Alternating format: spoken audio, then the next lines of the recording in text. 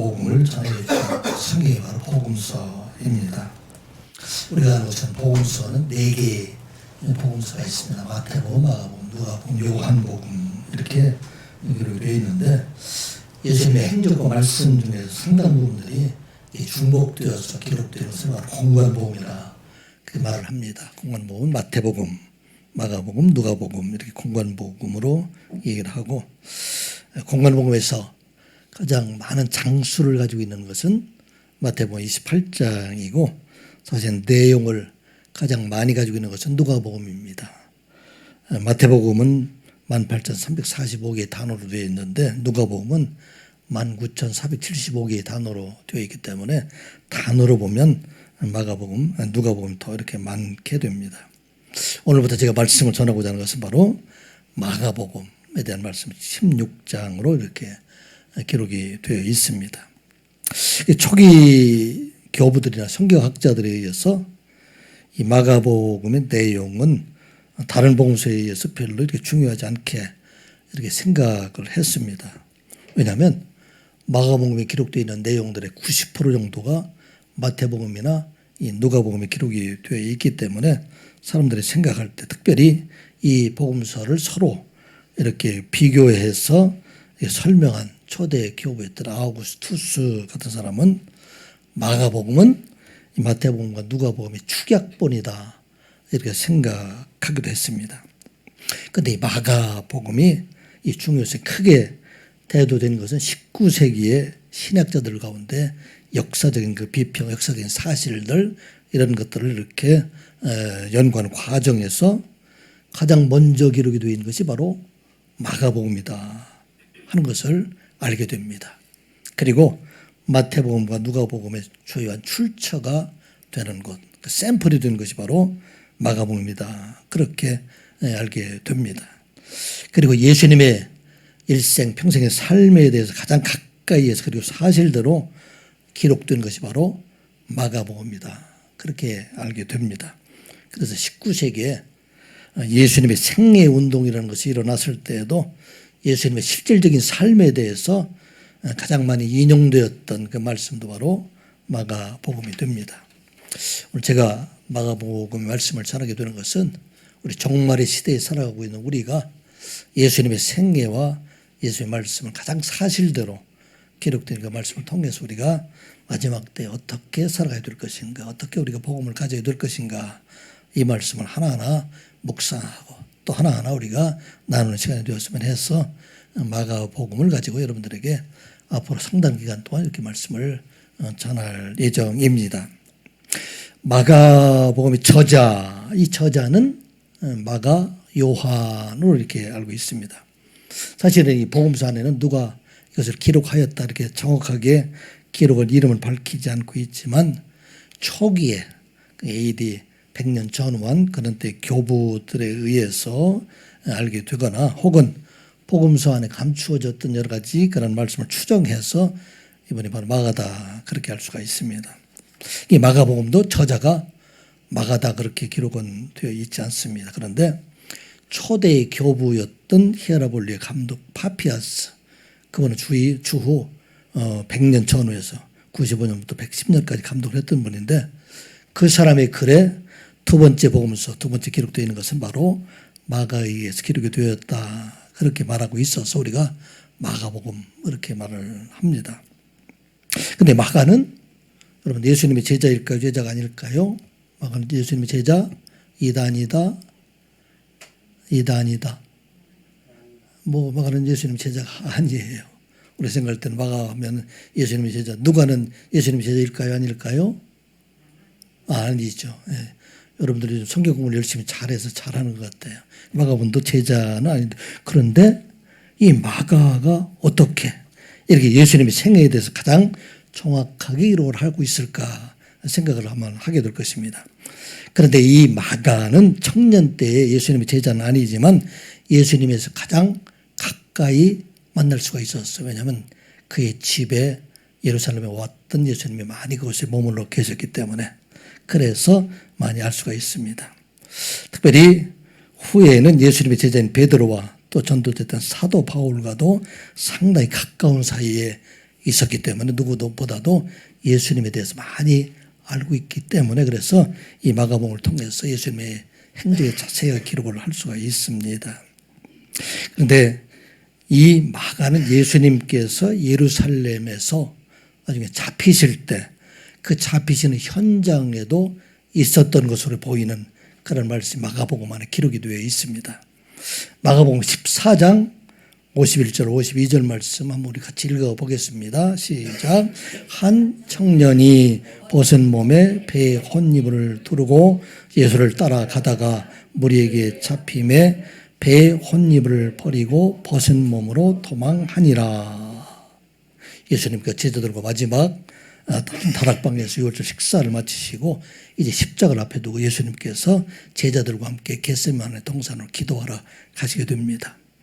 우리가 생각할 때는 그 기도하러 누구만 갔을까? 12 제자들만 간 것으로 생각되는데 아마 마가 요한도 그곳에 같이 따라갔던 것으로 보이게 됩니다. 그래서 대제사장들과 장로들에 의해서 보내진 사람에 의해서 예수님이 잡히게 되니까 그때 제자들이 그 50절에 보게 되면 다 도망했다. 그런 기록이 되어 있습니다. 그런데 그 현장에 있던 한 청년이 벗은 몸으로 그 위에 배에 혼입을 이렇게 두르고 있다가 잡히게 되니까 그것을 벗어버리고 이렇게 도망했다. 이것은 부끄러운 자기 과거를 사실대로 이렇게 기록하고 있는 이 청년이 바로 마가이다. 그렇게 우리가 생각할 수가 있습니다. 이 기록을 미루어 볼 때 예수님께서 세상의 삶에서 가장 정확하게 사실대로 기록한 사람이 바로 마가 요한이다. 그렇게 우리가 생각을 할 수가 있습니다. 오늘 첫날이 되기 때문에 조금 이렇게 좀 서론적인 말씀을 여러분들이 좀 나누고자 합니다.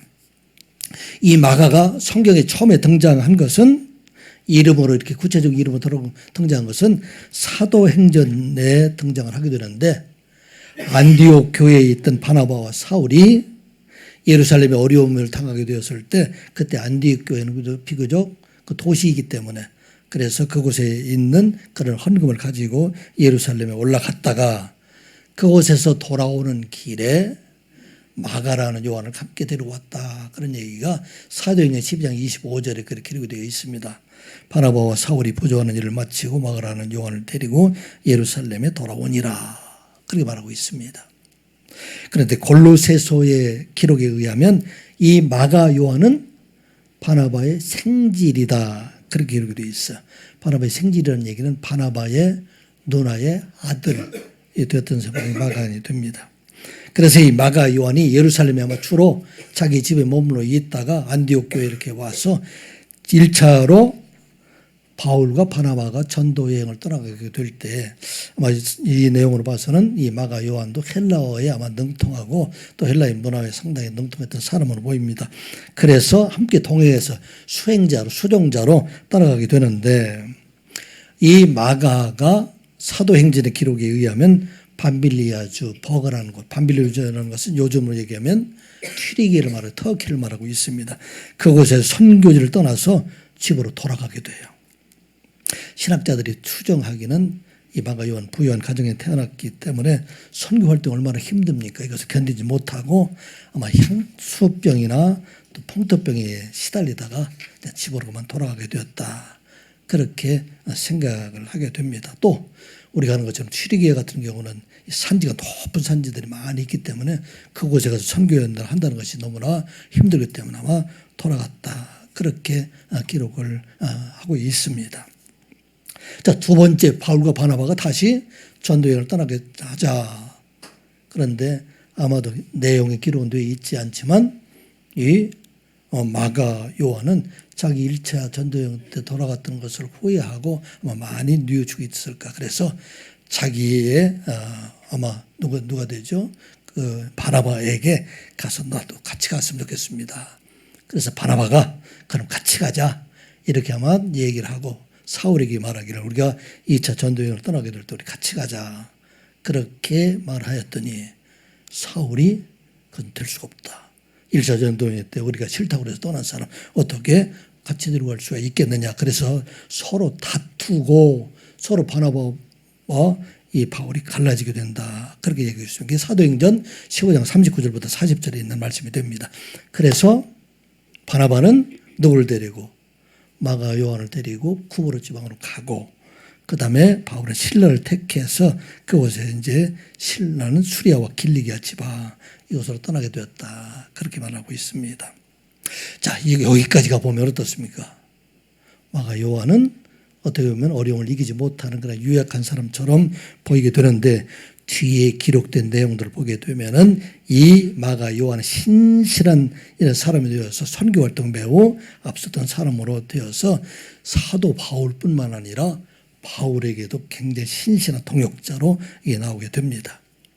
그래서 사도 바울이 나중에 기록에 의하면, 골로새서의 기록에 의하면 사도 바울이 감옥에 있는데 그 감옥에 누구랑 같이 있느냐 하면 누구랑 같이 있어요? 마가 요한과 같이 그곳에 감옥에 갇혀 있다. 그리고 이 마가 요한이 골로새에 가게 되면 이 마가 요한을 잘 대접해 달라. 그렇게 말을 하게 됩니다. 그리고 사도 바울이 맨 마지막에 이제 이 로마 감옥에서 죽음에 임박하게 될 때, 그때 보고 싶은 사람이 누구예요? 마가를 보고 싶었어요. 그래서 디모데후서 4장 9절부터 11절에 있는 이하의 말씀을 보면 이렇게 기록이 되어 있습니다. 우리 한번 같이 읽어볼까요? 시작. 너는 어서 속히 내게로 오라. 누가만 나와 함께 있느니라. 내가 올 때에 마가를 데리고 오라. 그가 나의 일에 유익하니라. 여기 지금 너는 누구예요? 너는 디모데에게 지금 말하고 있어요. 디모데에게 내가 오는데 그때 누구랑 같이 오라? 마가를 데리고 같이 와라. 왜냐하면 그가 나의 일, 나의 이런 선교하는 일에 매우 도움이 되기 때문에, 아마 이 마가는 이 내용들을 봐서는 아마 헬라어 공부를 많이 했던 사람으로 이렇게 보여야 됩니다. 그래서 도움이 많이 있었던 것으로 보게 됩니다. 그래서 마지막에 사도 바울이 보고 싶었던 사람은 누구였어요? 마가를 보고 싶었다. 그렇게 말을 하고 있습니다. 이 마가는 사도 바울에게만 유익한 사람이 아니었던 것이 아니고 베드로에게도 매우 유익한 사람으로 그렇게 됩니다. 왜냐하면 제자들과 예수님께서 예루살렘에 올라오셨을 때 항상 같이 있던 곳이 어디냐면 마가의 다락방이었던 곳. 여러분, 마가 다락방이 바로 이 집을 지금 말하고 있어요. 그곳에서 함께 있을 뿐만 아니라 예수님께서 부활 승천하신 후에 그때도 이 다락방 성령의 역사가 일어나는 것도 바로 마가의 다락방, 이것을 지금 말하고 있고, 아마 그곳에 초대교회가 되기 때문에 많은 사람들이 모여있던 곳, 그것이 바로 마가 요한의 집이었기 때문에 그때 그 주도적으로 있던 사람이 누구예요? 베드로였기 때문에.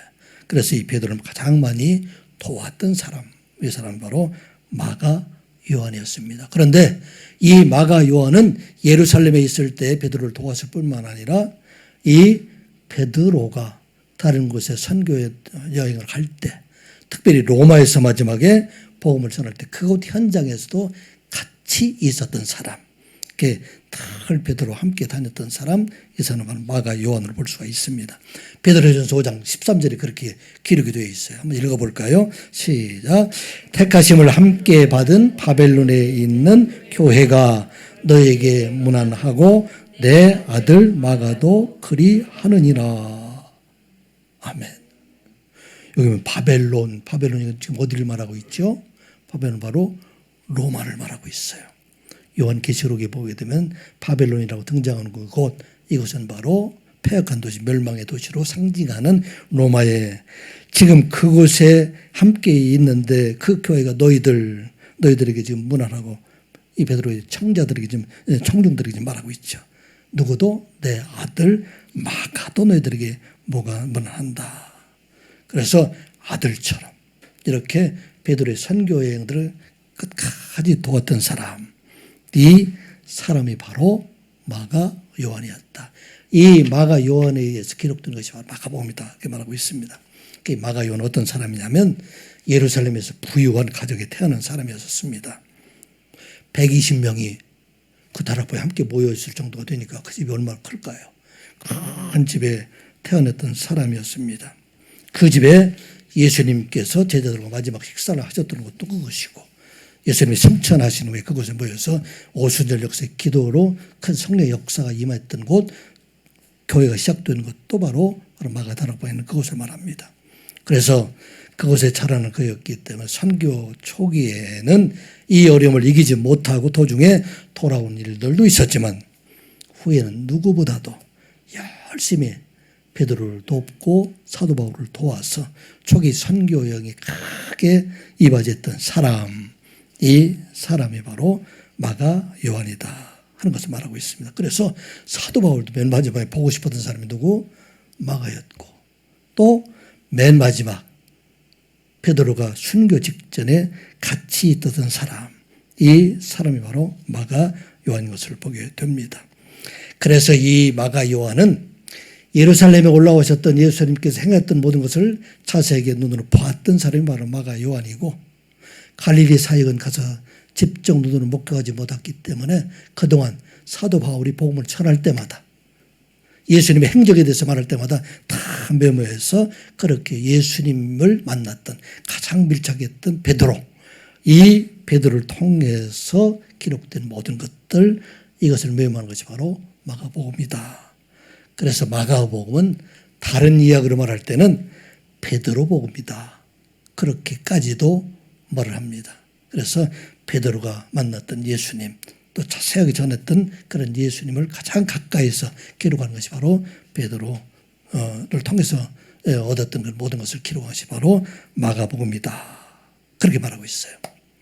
그래서 이 마가복음이 성경 중에서, 복음서 중에서는 가장 먼저 기록이 되어 있고, 이 마가복음은 누구를 위해서 기록된 것인가? 로마에서 고난당하고 있는 로마의 성도들을 위해서 기록된 것으로 알려져 있습니다. 그래서 기록된 그 연대를 보게 되면은 AD 50년대 중반이나 또 60년대 초반에서 베드로가 로마에서 복음을 전할 때 그때에 기록했다 하는 그런 말도 있고, 그러나 대개의 경우는 이 마가복음을 기록하는 것은 60년대 중반에 로마의 네로 황제에 의해서 기독교인들이 극도로 박해를 당하고 있을 때, 베드로가 순교할 때, 그때쯤에서 이 마가복음이 기록이 되어 있다, 그렇게 대개의 경우는 생각을 하고 있습니다.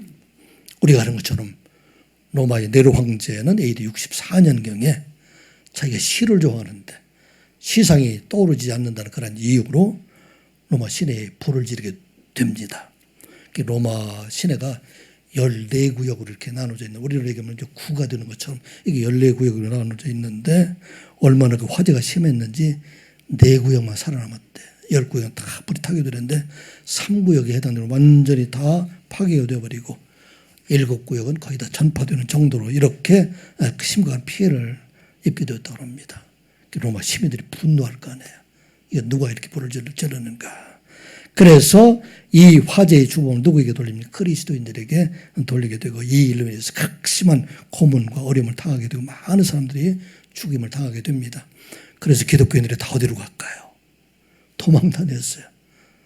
무덤이 있는 곳으로 도망을 가게 되고 산과 들로 이렇게 도망을 가게 됩니다. 그래서 여러분들 쿠어바디스나 이런 영화들 보게 되면은 기독교인들이 모이는 곳이 다 야산이나 밤에 동굴 속이나 이런 것들이 이렇게 모이게 되는 것을 보게 됩니다. 자, 이곳에 있는 기독교인들, 다 숨어져 있고 어려움을 당하고 있는 사람들, 이 기독교인들에게 바로 복음서를 기록하는 것이 바로 마가복음이다. 특별히 로마 사람들을 대상으로 해서 기록되었다는 것을 증거로 우리가 생각할 수 있는 것은, 마가복음에 보게 되면은 예수님께서 아람어로 말씀하신 것을 헬라어로 번역한 것들이 많이 나와요. 예를 들면 달리다굼, 이것을 번역한 즉, 소냐 내가 네게 이르노니 일어나서 걸어라, 이런 얘기가 기록이 되어 있다든지, 골고다 이렇게 기록해놓고 골고다 번역하면 해골 곳이다. 또 엘레일리 라마 사박다니, 이것은 바로 나의 하나님 어찌 나를 버리셨나이까, 이렇게 번역해서 기록한 것을 보게 되면 이 사람들은 누구를 향해서, 유대인들을 향해서 기록하는 것이 아니라 헬라를 알고 있는 그런 사람들을 위해서 기록했다. 특별히 12장 42절에 보게 되면은 헬라의 동전을 렙돈이라는 것을 사용하고 있는데, 이 렙돈을 로마의 동전을 바꿔서 기록을 하고 있어요. 고드란트, 이렇게 나중에 이제 보게 되면은 그런 것을 기록을 하고 있는데, 이것으로 보게 되면 누구를 위해서? 로마에 있는 사람들, 특별히 고난당하고 있는 사람들, 이 사람들을 위해서 기록하였다. 그렇게 우리가 해석을 할 수가 있습니다. 특별히 이 고난당하고 있는 로마 성도들을 위해서 예수님도 하나님의 아들이심에도 불구하고 친히 고난을 당하신 분이시고 하나님의 종으로 세상에 오셨지만 어려움을 당하신 분이셨다. 예수님도 산과 들에서 지내실 때가 참 많이 있었다. 이런 얘기들을 그들에게 기록해 주므로 그들이 지금 어디 있어요? 산과 들에서 숨어져 있을 때 그 사람들에게 위로하는 그런 말이 될 수 있다. 마가복음 1장 12절 13절에 보면 그런 말씀이 기록이 되어 있습니다. 우리 한번 같이 읽어볼까요? 시작. 성령이 곧 예수를 광야로 몰아내신지라. 광야에서 40일을 계시면서 사탄에게 시험을 받으시며 들짐승과 함께 계시니 천사들이 수종 들더라. 다른 것과 다르게 여기는 지금 누구랑 같이 살고 있어요? 광야 들짐승들과 함께 살고 있다. 그래서 이 들짐승과 살고 있는 사람들이 지금 누구예요? 로마의 성도들이 지금 무덤에서 들짐승처럼 살아가고 있는 그들, 당신들에게 어려움들이 있지만 그런데 우리가 믿고 있는 예수님, 그분도 세상에 계실 때에 이와 같이 들짐승과 함께 계셨고 그렇지만 그곳에 누가 함께 있다? 천사가 수종 들고 있다. 그렇게 지금 말하고 있습니다. 그 고난 가운데 계시는 바로 그분이 바로 하나님의 아들이 되시고 마침내 그가 이제 주의 뒤 기록 내용을 보게 되면은 십자가의 죽으심과 부활을 통해서 다시 살아나심을 통해서 그를 믿는 모든 사람들에게 영원한 생명을 주신 분이시다. 그렇게 말합니다. 마가 요한은 박해 가운데 고난당하고 있는 성도들에게 예수님의 생애에 대해서 기록하게 될 때 어떻게 기록해야 될까요? 느릿느릿 기록해야 될까요? 빨리빨리 기록해야 될까요? 어떻게 기록하면 좋을까요? 지금 막 어려움 속에 있어요. 지금 고난당하고 있어요. 그 사람들에게 예수님에 대한 설명을 하게 될 때 간결하고 빠르게 그들에게 설명을 해야 될까요? 아니면 장황하게 만년초로 이렇게 기록을 해야 될까요? 어떻게 기록하면 좋을까요? 빨리빨리 기록을 해야 되잖아요. 빨리빨리. 그래서 너희들 고난당하고 있지만 이 예수님 그분도 우리와 함께 고난을 당하고 그분이 너희들에게 영원한 생명을 주시는 분이기 되기 때문에 그래서 그 예수님을 떠나지 말고 끝까지 믿음을 지키는 자가 되라. 그렇게 기록하는 것이 바로 마가복음의 기록이 됩니다.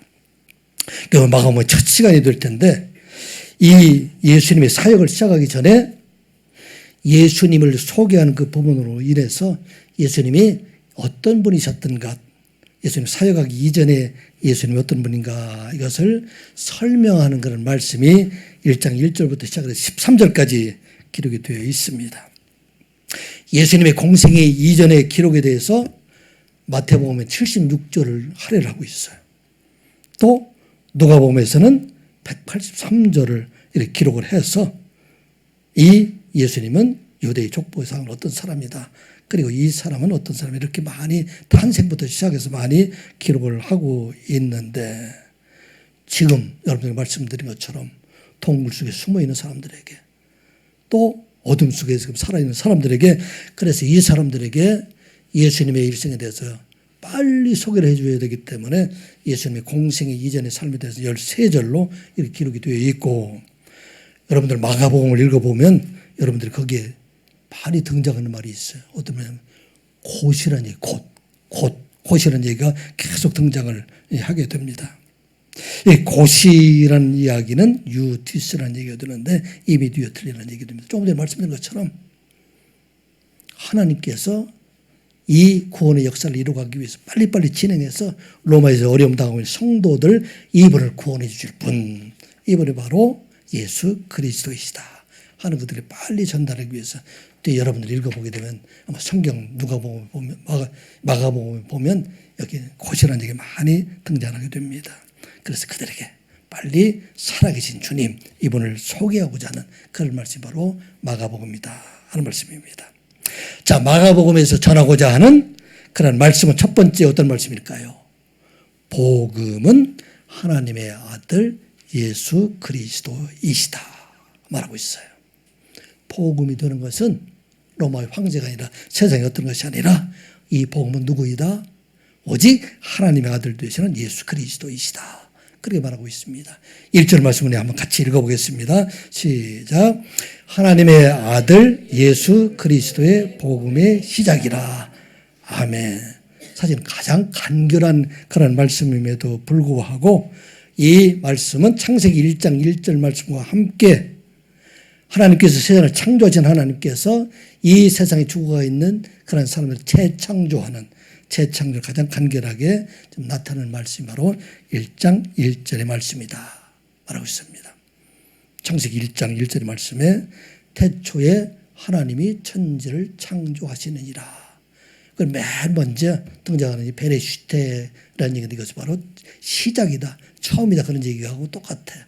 여기 지금은 마가복음 1장 1절에 나오는 아르케라는 얘기와 똑같은 그런 말이 드는데 이것은 세상에 창조하기 전 아무것도 없는 그런 세상 가운데 in the beginning 아무것도 없는 그럴 때에 누가 God 하나님이 created the heavens and the earth 하나님이 무엇을 창조하죠? 하늘과 땅을 창조하죠. 그 가운데 모든 것을 창조하시고 그 가운데 사람을 창조하셨는데 이 창조한 사람의 범죄로 인해서 모든 생물들이 다 죽음에 이르게 되었다 하는 것을 말씀하고 있어요. 그 성경 내용도 쭉 기록이 되어 있는데 이 죽어가는 세상 가운데 하나님께서 새로운 생명을 창조하시기 위해서 새 창조를 하시기 위해서 누가 나타나느냐? 하나님의 아들 되신 예수 그리스도가 나타나셨다. 그것이 바로 복음이다.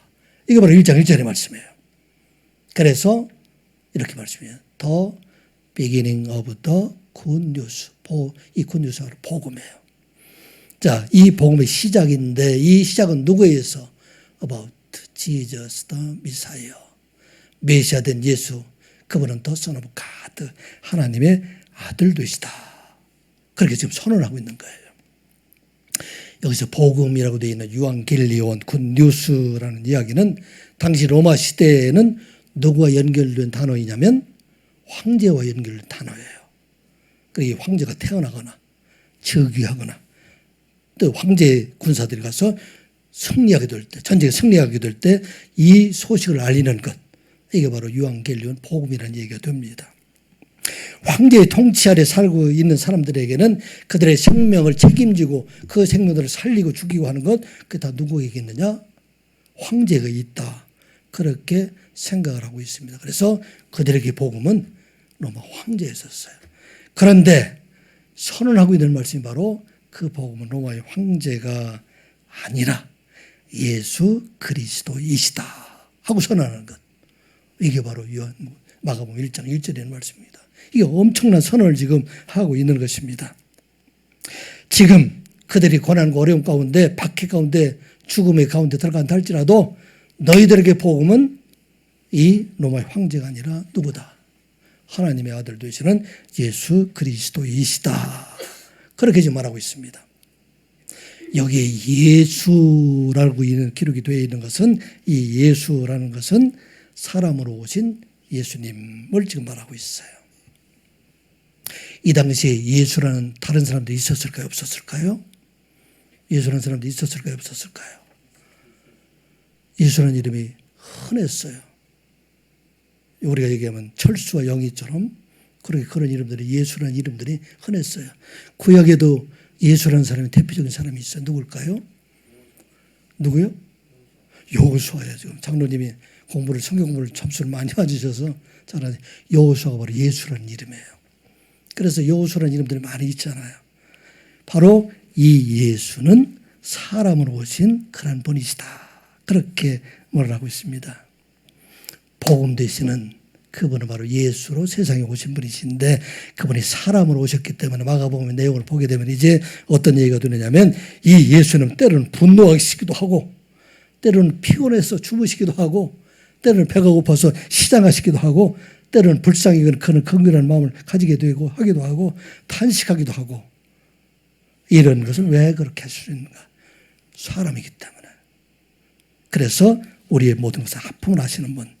이 예수는 지금 로마의 성도들이 극심한 박해 가운데 그들이 지금 무덤 속에서 무덤 가운데서 이렇게 숨어 살고 그 사람들의 아픔을 아시는 분. 그분이 바로 예수. 그분이시다 하는 말씀입니다. 예수님이 사람이기 때문에 우리가 당하는 고통에 우리 마음속에 아픈 모든 것을 알아주시는 분, 이분이 바로 예수이시다. 그렇게 말하고 있어요. 그런데 알고만 있으면 어떻게 해결해 줄 수가 있어야 되잖아요. 어려움이 있을 때. 그런데 그것을 해결해 주실 분이 바로 하나님의 아들도시다 말하고 있는 것입니다. 그래서 그분은 세상에 오시는 사람으로 오셨지만 마가 요한이 예루살렘에 올라오셔서 예수님의 행하신 눈으로 다 봤어요. 소경이 눈을 뜨게 하시는 것들이라든지 또 38년 혈루증 환자를 낫게 하는 그 과정들, 이것을 마가 요한이 보고 또 갈릴리에서 행했던 많은 것들을 누구를 통해 베드로를 통해서 이를 듣게 됩니다. 그래서 그분이 병든 자도 고치시고 죽은 자를 살리시고 귀신을 쫓아내시고 오병이의 기적을 행하시고 이런 내용들이 다 지금 마가복음에 기록될 거예요. 이분이 하나님의 아들 되시다. 그리고 그분은 죽으셨다가 다시 살아나셔서 그를 믿는 모든 사람들을 다 살리실 분, 이분이 바로 하나님의 아들로 오시는 바로 그분이시다.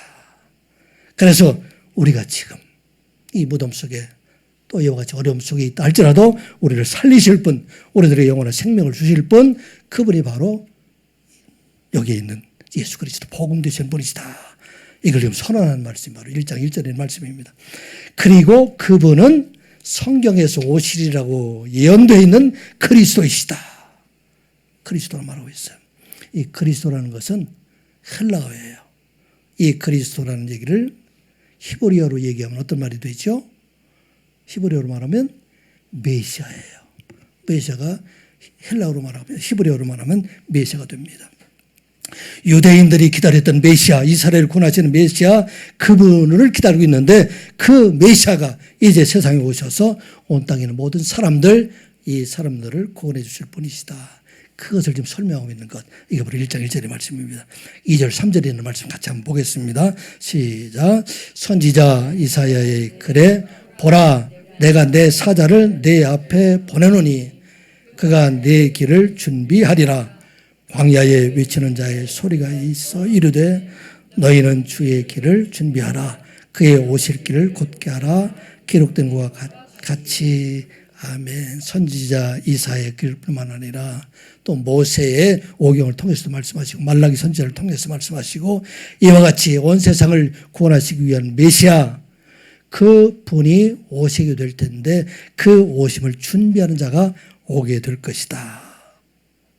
그 사람이 오게 된다는 이야기는 이제는 그리스도 되시는 분, 그분이 이 땅에 오게 될 것이다 말씀하고 있습니다. 이 말씀 2절에 있는 말씀은 출애굽기 23장과 23장 20절 말씀과 말라기 3장 1절에 있는 말씀을 같이 이렇게 인용해서 말씀하고 있는데, 이스라엘 백성들을 애굽에서 구원하신 그 하나님께서 이 땅 위에 죄 가운데 있는 사는 모든 사람들, 이 사람들을 구원하시기 위해서 오시게 될 텐다. 그 오시는 분, 이 분을 준비하는 자로 보낼 사람이 바로 여기 있는 내 앞에, 위에 보면 세례 요한이 되겠죠. 그리고 3절에 있는 말씀, 자 3절에 있는 말씀 같이 한번 보겠습니다. 조금 전에 읽었죠. 여기는 이사야서 40장 3절에 있는 말씀과 같이 듣는 말씀인데 우리 한번 같이 읽어보겠습니다. 시작. 외치는 자의 소리여 이르되 너희는 광야에서 여호와의 길을 예비하라. 사막에서 우리 하나님의 대로를 평탄하게 하라. 아멘. 이것은 뭐라고 하라? 무슨 말씀일까요?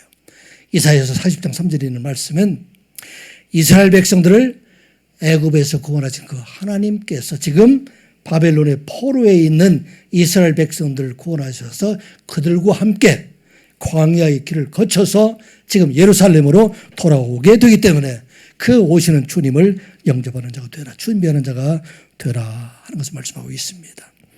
이 이야기는 새로 오시는 메시아 그분이 이 땅에 있는 모든 사람들, 이 사람들을 죄에서 구원하시기 위해서 오시게 되는데 그 오시는 주님을 준비하는 자가 되라 말씀하고 있습니다. 마가 요한은 로마 제국의 극심한 박해 가운데 오직 복음이 되시는 분은 누구? 예수 그리스도이시다 하는 것을 기억하고 그 예수 그리스도를 떠나지 않고 그 예수 그리스도 그분만 끝까지 붙잡고 믿음을 지키는 자가 되라. 말씀하고 있습니다.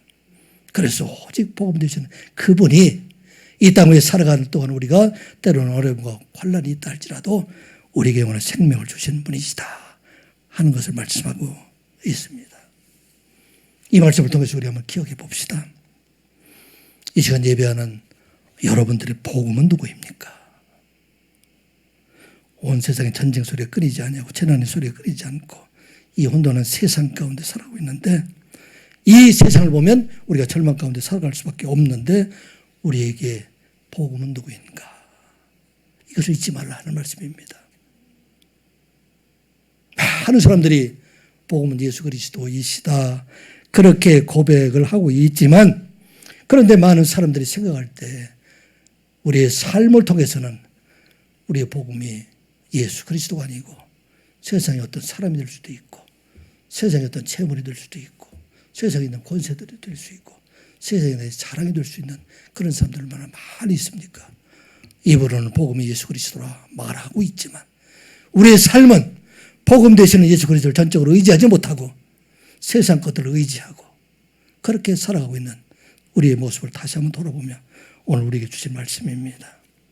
우리의 복음은 오직 예수 그리스도시다. 말씀하는 이 말씀을 믿는 자가 될 것을 말씀합니다. 이 로마 가운데 극심한 박해를 받고 있는 사람들, 이 사람들에게 소망을 주는 것은 바로 그거예요. 세상에 있는 모든 걸 다 잃어버린다 할지라도 복음 대신 예수 그리스도가 마침내 여러분들에게 생명을 주실 것이고 마침내 여러분들에게 구원을 주실 것이다. 그러므로 그 복음을 떠나지 말라. 이 말씀 우리가 기억하고 이 시간 예배하는 우리 모두가 언제나 복음 안에 살아가는 여러분들, 우리의 생각뿐만 아니라 우리의 마음뿐만 아니라 우리의 몸과 마음뿐만 아니라 우리의 행동으로 우리의 삶으로 복음 되시는 예수 그리스도 안에 살아가는 여러분들 되시기를 주님의 이름으로 축복합니다. 그 복음 되시는 예수 그리스도를 우리가 어디에서 만날 수 있을까요? 그 예수 그리스도를 만날 수 있는 곳은 바로 광야이다 하는 것을 말씀하고 있습니다. 예수님을 만날 수 있는 것은 세상에 있는 것들을 우리가 자랑하고 있는 것들, 축복받았다고 하는 것, 그 가운데 예수님을 만날 수가 없다. 어떻게 만날 수 있는가? 이것을 넘어 있는 이 모든 것이 떠나 있을 때 만날 수 있다는 것입니다. 처음 오시는 예수님을 누가 만났습니까? 처음에 오신 예수님 누가 만났어요? 틀에서 양치는 목자들이었어요. 광야에 있던 사람이었습니다. 이 사람들에게는 사실은 어떻게 보면 가장 천민이었고 어떤 면에서 이 사람들은 유대 사람들이 아니라 이방 사람이라고도 말을 합니다. 그들이 처음 오시는 예수님을 만났어요. 베들레헴, 예루살렘에 많은 사람들이 모여 있었는데 선지자들 많은 얘기한 대로 그들이 예수님께서 베들레헴에 오신다는 걸 알고 있음에도 불구하고 그들은 예수님을 영접하지 못했습니다. 오늘 복음으로 오시는 예수 그리스도의 공생의 문을 열어준 세례 요한이 예수님을 만난 곳, 이것이 바로 광야이다 말하고 있는 것입니다. 그래서 그곳에 아무것도 없는 그곳에서 공생으로 오시는 예수님을 만나게 되고 그 예수님을 가시는 그 길을 열어주신 분, 그 길을 열어주신 바로 세례 요한이다 말하고 있습니다. 4절 5절 말씀 같이 보겠습니다. 6절까지 세례 요한이 광야에 이르러 죄 사함을 받게 하는 회개의 세를 전파하니 온 유대 지방과 예루살렘 사람이 다 나와 자기 죄를 자복하고 요단 강에서 그에게 세례를 받더라. 요한은 낙타 털옷을 입고 허리에 가죽들을 띠고 메뚜기와 석청을 먹더라.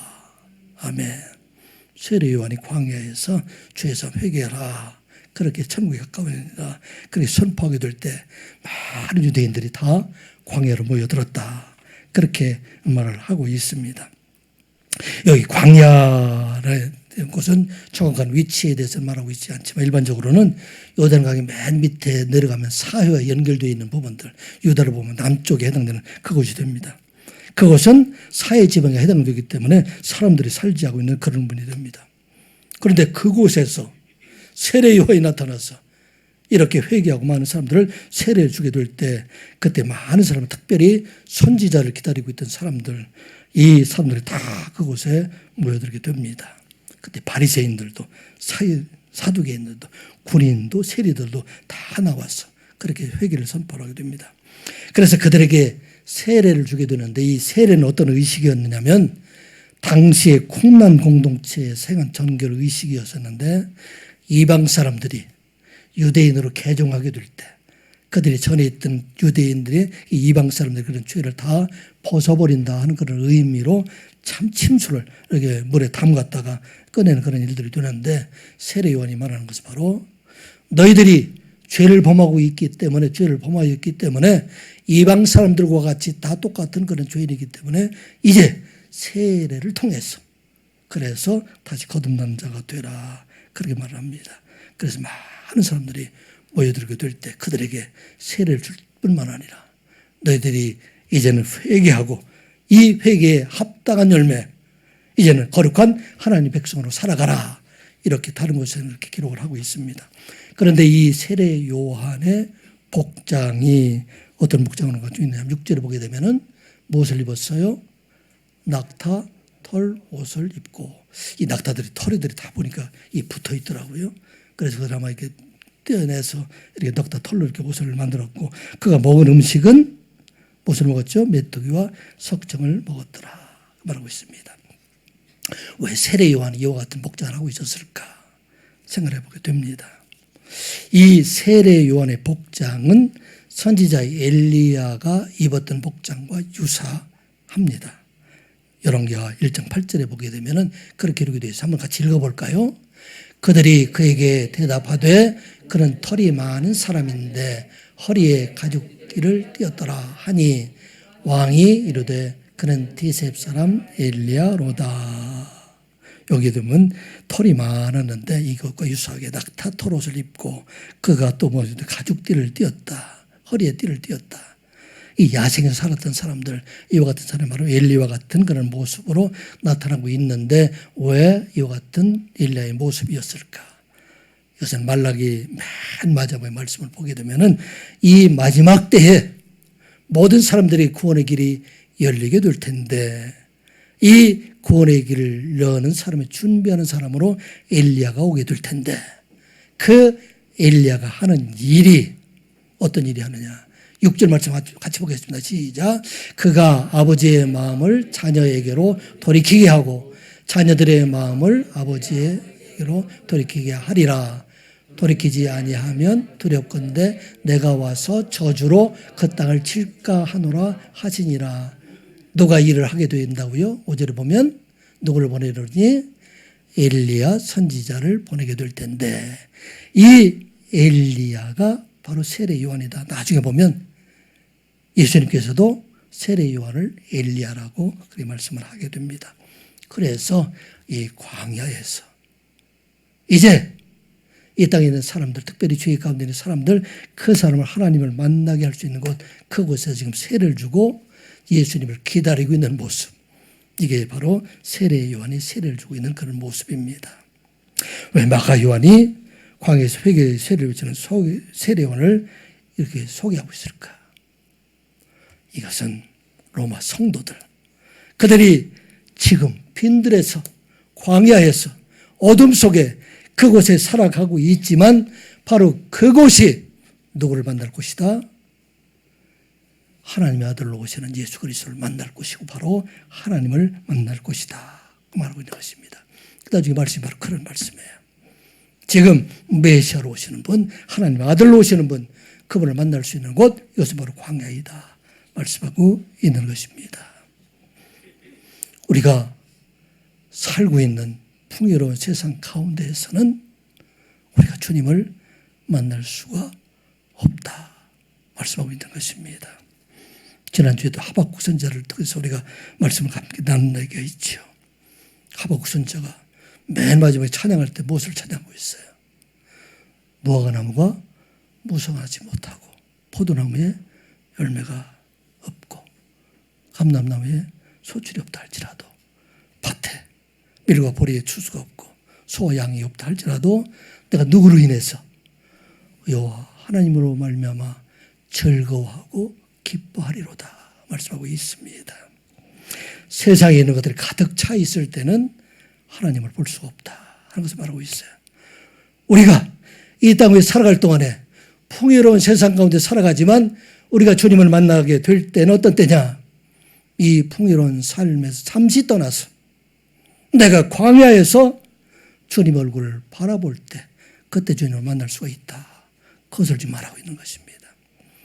세례 요한이 광야에서 이렇게 외치는 이유는 바로 그와 같이 이 땅에 있는 모든 것들이 다 떠나게 되는 광야가 될 때 우리는 주님을 만날 수가 있다 하는 것을 말하고 있어요. 요즘 며칠 동안 굉장히 맑은 날씨가 계속되었어요. 맑은 날씨 멀리 있는 산들도 이렇게 보이고 그러는데 그런 걸 생각했어요. 하나님과 우리 사이에 우리가 얼마나 많은 매연들이 끼어 있지 않나. 많은 그런 것들 구름이 끼어 있지 않나. 그래서 살아계신 하나님 우리가 보지 못하고 있지 않나. 이 모든 것이 거두어지는 광야로 가게 될 때 우리가 주님을 만날 수가 있다 말씀하고 있습니다. 이와 같이 주님 앞에 나아가게 될 때 우리가 회개하게 될 때 그때 우리에게 주시는 것을 바로 예수 그리스도 성령의 은혜가 우리에게 임하게 된다 하는 말씀이 7절과 8절에 있는 말씀입니다. 우리 한번 같이 보겠습니다. 시작. 그가 전파하여 이르되 나보다 능력 많으신 이가 내 뒤에 오시나니 나는 굽혀 그의 신발끈을 풀기도 감당하지 못하겠노라. 나는 너에게 물로 세례를 베풀거니와 그는 너에게 성령으로 세례를 베푸시리라. 아멘. 물로 세례를 받는 사람들, 그 사람들에게 하나님께서 무엇을 임하게 하시느냐? 성령이 그 안에 임하게 하셔서 하나님의 자녀가 되게 하신다 하는 말씀입니다. 이 시간 회개하는 우리 모두 여러분들에게 성령의 은혜가 임하였음을 믿으시기 바랍니다. 이제 하나님의 아들이 되어서 이 땅에 살아갈 동안에 참으로 많은 일들이 종말의 시대를 살아가는 우리를 기다리고 있지만 그런데 복음 대신 예수 그리스도 안에 살아가게 되면 이 모든 과정을 통해서 우리에게 생명의 길로 인도하게 하신다 하는 말씀입니다. 우리가 왜 예수 믿어요? 세상에 복 받기 위해서요? 세상의 종교들 다 똑같아요. 세상의 종교들 다 복 준다고 합니다. 우리가 예수를 믿는 것은 세상의 복을 받기 위함이 아닙니다. 우리가 예수를 믿는 것은 예수 그리스도 안에 영원한 생명을 얻기 위함입니다. 잊지 말아야 돼요. 이게 바로 복음이라는 얘기입니다. 그래서 선한님께 속한 모든 성도들 이제 생명을 가진 자들에게는 이 땅 위에는 모든 것이 다 복이 된다는 것을 우리가 기억하고 참으로 복 있는 자, 복 받은 자로 살아가는 여러분들 되시기 바랍니다. 기도하겠습니다. 아버지 하나님 말씀을 듣게 하여 주시니 감사드리옵나이다. 우리의 복음은 오직 예수 그리스도가 되게 하여 주시옵소서. 오직 그리스도 안에서 이제는 광야에서 늘 주님을 만나는 삶을 살아가는 저희들 되게 하여 주시옵소서. 영원한 생명을 가진 자로 살아가는 선한 육의 모든 성도들 되게 하여 주시옵소서. 예수님의 이름으로 기도드리옵나이다. 아멘. 찬송가 267장입니다.